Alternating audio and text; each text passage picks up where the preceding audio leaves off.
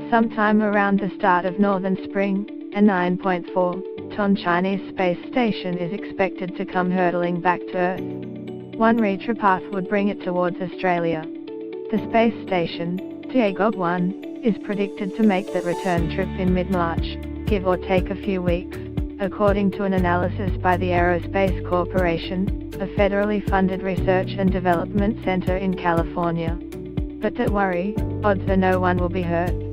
It most probably will not harm anyone, said Andrew Abraham, a member of the team behind the analysis. The odds of being struck by a piece of this space station as it's re-entering are exceptionally tiny. While the researchers are confident that humanity will likely be spared, their ability to precisely forecast the re-entry is limited.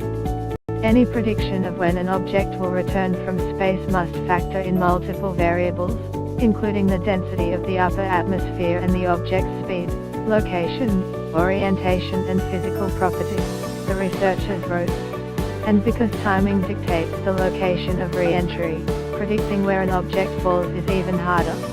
If you're off by half an hour, you're on the other side of the planet, said Ted Muelhawk, another member of the aerospace team. Get the latest news and updates emailed straight to your inbox.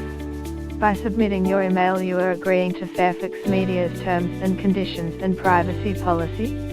Experts made such a miscalculation in 1979, when the descent of the US space station Skylab captured attention around the world.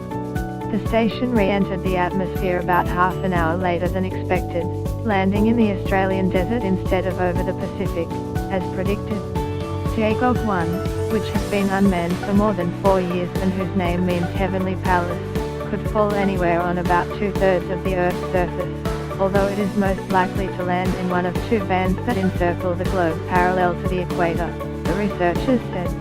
One of those regions, in the southern hemisphere, is almost entirely over water, though it includes Tasmania and parts of New Zealand, Chile and Argentina. The other, in the northern hemisphere, covers more land, cutting across swaths of the United States, Europe and Asia.